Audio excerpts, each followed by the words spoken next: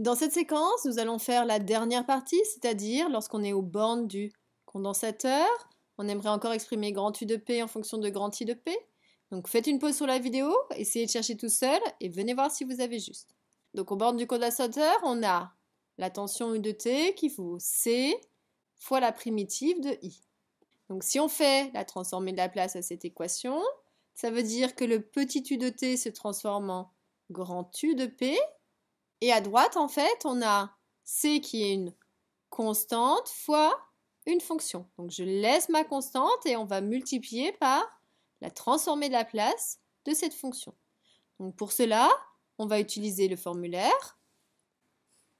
Et donc d'après le formulaire, on voit que la transformée de Laplace d'une primitive, c'est la formule qui est ici. Donc ça veut dire que sa transformée de Laplace, donc par rapport à f, c'est grand F de P sur P. Or, nous, on veut la primitive par rapport à I, donc ça va faire grand I de P sur P. Donc voici la dernière partie, c'est-à-dire qu'aux bornes du condensateur, on a grand U de P qui vaudra C grand I de P sur P.